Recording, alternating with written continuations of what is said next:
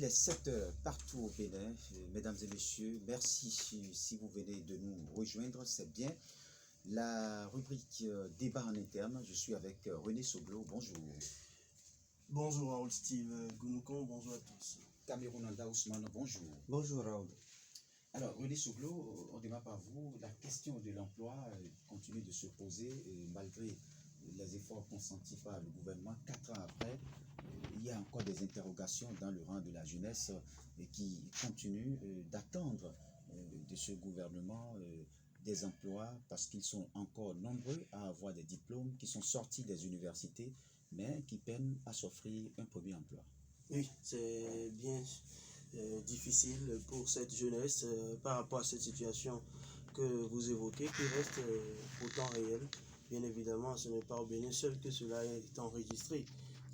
Nous observons ça un peu partout dans les pays d'Afrique, même dans certains pays du monde, hors du continent bien évidemment. C'est une triste réalité parce que suivre un cursus scolaire aussi, c'est de l'investissement. Les parents essaient de donner le maximum et à l'arrivée, les enfants n'arrivent vraiment pas à s'en sortir quand déjà à 30, 35 ans, vous êtes encore sous les charges donc, des parents. Je crois que ce n'est pas du tout honorable et parfois ce n'est pas la faute à ces derniers, mais parfois si. Je le dis parce qu'aujourd'hui, nous avons un système éducatif qui est tout le temps remis en cause par les dirigeants eux-mêmes parce qu'ils se disent que ce système éducatif ne répond pas à nos besoins. On dirait que nous avons suivi bêtement le blanc. Oui, le papier, mais après, qu'est-ce qu'on peut faire pour notre pays? Il y a que aujourd'hui, on forme des gens pour des domaines où nous n'avons vraiment pas besoin. Et tout ça ne contribue pas à régler ces problèmes. Il y a bien sûr la politique de chaque gouvernement par rapport à ça. Aujourd'hui, la chanson, elle est claire. L'État ne donne plus du travail. L'État vous crée les conditions. Mais de quelles conditions on parle et comment? Allez-y voir. C'est aussi ça. Le travailleur, même au Bénin, qui travaille déjà, quelles sont ses conditions? Est-ce qu'il est bien? Ils sont combien ceux-là? Vous avez vu le chef de l'État, il a été un peu plus clair sur la question. Ils sont très peu ces Béninois qui gagnent leur vie et attendent des salaires. Alors ceux qui s'emploient eux-mêmes pour créer quelque chose, parfois ils sont découragés, peut-être par les événements qui surviennent et qui frappent leur entreprise. Si c'est pas trop d'impôts, c'est trop de charges et c'est pas de suivi, c'est pas de conditions favorables pour accompagner et parfois ils échouent. Mais décrocher déjà son premier boulot, comme vous le dites, ça, si vous arrivez à le faire, c'est que c'est Dieu qui vous a béni. Et parfois, ce n'est même pas ce que vous avez appris ou dans le domaine où vous croyez, vous rêviez, peut-être en costume dans un bureau ou peut-être dans ce domaine-là, vous pensiez. Alors ici, vous ne retrouvez jamais là parce que tout ce qui est fait, c'est un peu comme tiré par les cheveux ou sur un coup de tête. Eh bien, il va falloir qu'on revoie les choses, qu'on réorganise la formation, qu'on propose assez de conditions pour les jeunes. Parce qu'une population de jeunes, c'est une bénédiction pour un pays. On ne peut pas avoir des jeunes qui se réveillent chaque matin et qui se grattent la tête et qui se demandent ce qu'ils vont faire. Même si l'État ne peut pas donner des emplois, l'État doit pouvoir mettre en place véritablement ces conditions et facilement accessibles. Il ne sert à rien pour un jeune aujourd'hui de se trouver quelque part pour juste quelques mois et après qu'on le lâche et qu'il n'arrive même plus à continuer comme on le dit. Donc aujourd'hui, les responsabilités sont partagées. Et je le dis, comme me l'a dit un professeur un jour, et je suis d'avis, dans un pays pauvre, on ne peut attendre l'État.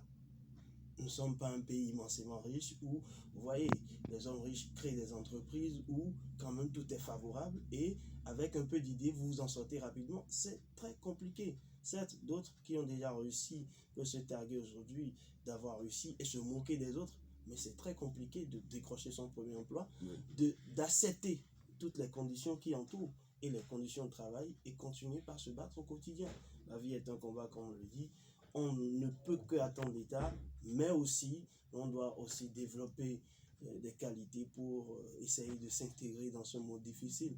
Comme on le dit, si vous venez dans un pays et les gens marchent avec la tête, vous le faites vous aussi. Parce qu'on a dit aujourd'hui, il n'y a plus d'entreprise où l'on va recruter forcément. Vous avez récemment les concours pour la police, ce qui s'est passé. des milliers de dossiers pour combien de places à l'arrivée?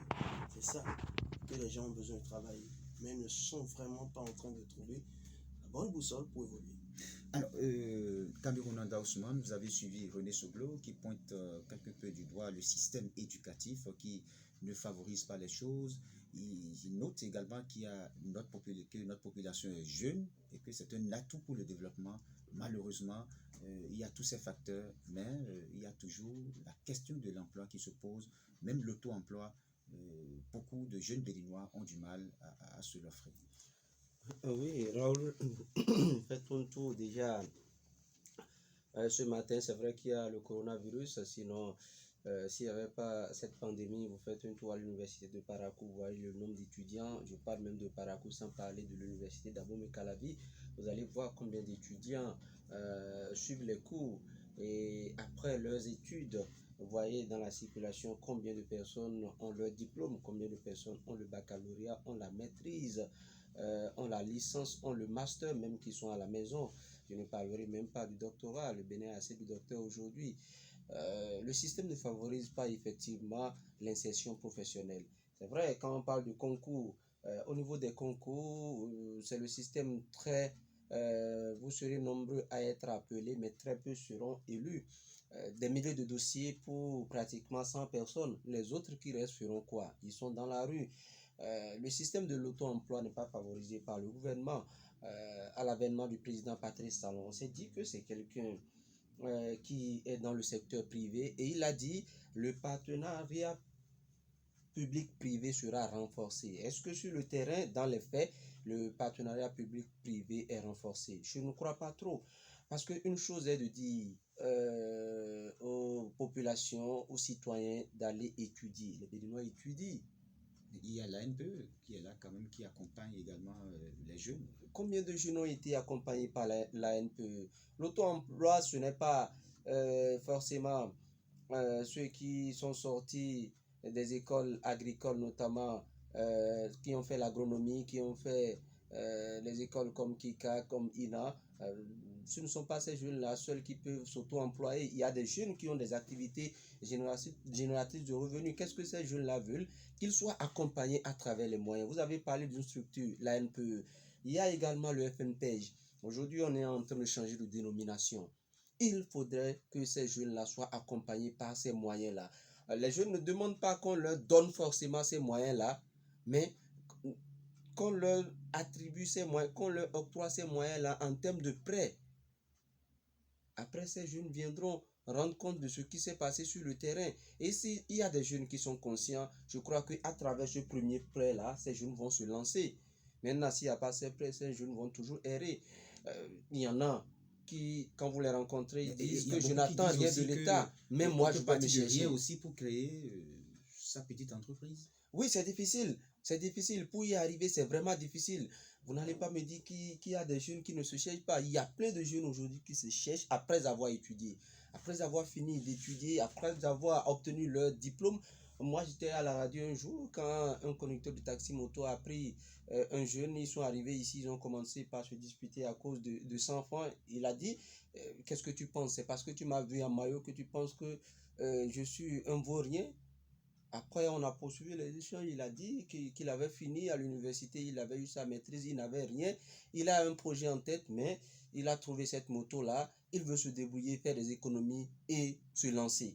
Ça veut dire quoi, Raoul? Ils sont pleins au Bénin qui font cela pour se chercher. Si vous avez une famille, vous avez des diplômes, vous avez tout et tout, vous n'avez pas un emploi, il va falloir vous battre vous-même pour trouver cet emploi-là.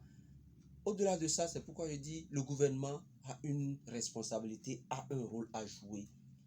Parce que le gouvernement ne peut pas employer tout le monde. Qu'est-ce que le gouvernement peut faire? C'est accompagner ceux qui ont l'initiative, ceux qui ont la volonté de s'auto-employer. Et c'est vers là que le gouvernement attend. Avec le président Patrice Talon, il y a combien de concours qui ont été officiellement lancés? Raoul, ces concours-là se comptent au bout des doigts. Donc, ce qu'on veut, le président Patrice Talon, qui est beaucoup plus dans le secteur privé, doit tout faire pour accompagner ce secteur-là qui va accompagner le secteur public. Alors, René Soglo, comment l'accompagnement doit se faire? Parce que là, créer également une entreprise, c'est difficile. avec les informations qu'on reçoit, Tout se dit, parfois les conditions ne le sont pas gouvernement vient favorables. avec sa boussole et déroule son plan d'action aux populations de regarder si ce qui est proposé dedans peut répondre à nos réalités avant de délire les gens. Et bien évidemment évaluer ce qui a été fait. On ne peut pas dire que rien n'a été fait, mais malheureusement on a perdu beaucoup d'emplois sous le président Patrice Talon. On en a créé également d'autres, mais à l'arrivée, le constat est là, tout le monde n'est pas satisfait. Et bien évidemment, ce qu'on veut, c'est que les gens puissent tirer leur peine du jeu. Et ça dépend aussi des conditions du pays. Vous voyez, tout est fermé et ça devient encore plus compliqué avec les relations du Nigeria et le Bénin qui ne sont pas forcément au meilleur de leur forme. Dans ces conditions, on ne peut pas espérer grand-chose. Et on ne doit pas continuer par former juste pour le papier, mais former pour le terrain, former pour aider le pays. Par exemple, les gens ont besoin de ce soir au quotidien. On a besoin des routes et autres, mais ceux qui sont formés, c'est pour les bureaux et autres. Ça merci. On vous a compris, René Souglo. Merci. Cameroun Anga Ousmane, c'était le mini-débat en interne de ce jour. Mesdames et messieurs, dans le reste du